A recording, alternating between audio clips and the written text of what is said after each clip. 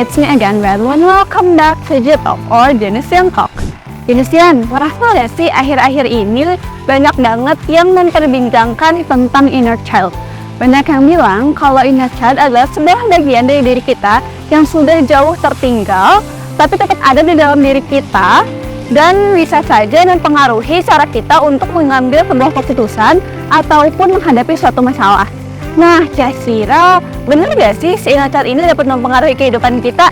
Yuk kita bahas bareng-bareng di Genesian di Panwatu. Dalam psikologi, istilah inner child ini mengacu kepada sebuah konsep bahwa setiap manusia itu pasti memiliki aspek internal yang mewakili masa kecilnya. Istilah inner child ini ialah sebuah representasi dari pengalaman, emosi, dan juga kebutuhan yang dimiliki saat masa anak-anak. Pada dasarnya, inner child ini adalah sebuah bagian dari diri kita yang menyimpan kepolosan, kebahagiaan, dan juga keceriaan diri kita di masa kanak-kanak. Inner child ini juga mencerminkan diri kita yang penuh imajinasi, bebas dari segala beban dan tanggung jawab di kehidupan dewasa. Tapi, Genesian, ternyata inner child juga dapat mengalami luka ataupun trauma yang dialami saat masih kecil yang dapat mempengaruhi emosional dan psikologis kita pada saat masa dewasa. Trauma tersebut dapat berupa penolakan, pengabaian, atau peristiwa traumatis lainnya yang dapat mempengaruhi cara kita untuk berinteraksi dengan diri kita sendiri ataupun dengan orang lain.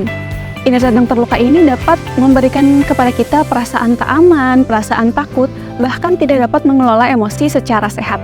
Siapa nih di sini yang sama kayak aku, generasi Z?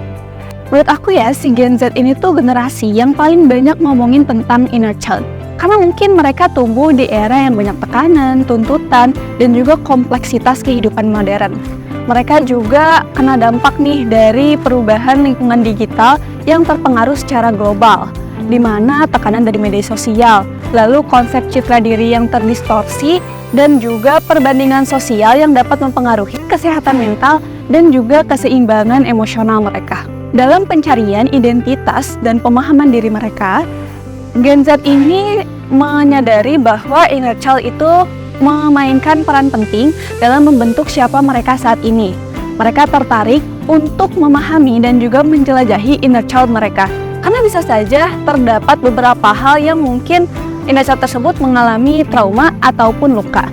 Dengan membahas inner child, Gen Z juga nanti dapat memilih nih kira-kira healing apa yang bisa dilakukan untuk menenangkan trauma tersebut, lalu mengatasi kesehatan mentalnya, dan juga lebih tahu caranya gimana supaya mereka bisa lebih bahagia dalam menjalani kehidupan.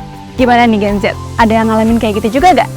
Sebenarnya Genesian, inner child ini juga dapat mempengaruhi kita nih sebagai mahasiswa dalam mengelola emosi kita. Emosi yang terkait dengan inner child ini dapat berupa perasaan tak aman, takut, khawatir, dan juga perasaan terabaikan yang dapat mengganggu keseimbangan emosional kita. Tapi Genesian, inner child ini juga kan menyimpan rasa kebebasan, lalu kebahagiaan, keceriaan, kreativitas, dan juga kebebasan berekspresi yang dapat membantu kita untuk terus mengembangkan minat dan bakat kita, lalu menemukan cara-cara baru untuk berekspresi, dan juga meningkatkan semangat kita untuk menjalani kehidupan akademik sebagai seorang mahasiswa. Nah, tapi Genesian, kalau misalkan kalian ngerasa inner child yang kalian punya itu mengganggu, kalian harus libatin diri kalian ke beberapa proses. Pertama, kalian tuh harus cari lingkungan yang dirasa tenang dan juga nyaman supaya diri kalian bisa memberikan fokus sepenuhnya ke diri kalian sendiri. Lalu kalian bisa mulai untuk berkomunikasi dengan inner child tersebut dengan secara lembut dan juga perlahan. Kalian bisa memberikan kalimat-kalimat motivasi ataupun dukungan secara emosional kepada diri kalian, seperti kalimat "Yourself with me, everything will gonna be fine." Pokoknya semua kalimat yang sekiranya kalian butuhkan saat itu. Selanjutnya, praktikan teknik relaksasi seperti meditasi dan juga pelatihan pernafasan dalam untuk menenangkan emosi dan juga pikiran yang sedang muncul. Kalian bisa mencoba untuk menggambar ataupun menulis untuk mengungkapkan emosi dan rasa sedih yang kalian rasa. Kalian tuh nggak boleh denial sama rasa sedih ataupun emosi yang kalian rasain. Karena kalau misalkan kalian denial, itu tuh bakal bikin emosi yang kalian punya itu semakin meluap-luap. Kalian harus ngasih ruang ke inner child kalian untuk merasakan rasa sedih, emosi, atau rasa bahagia.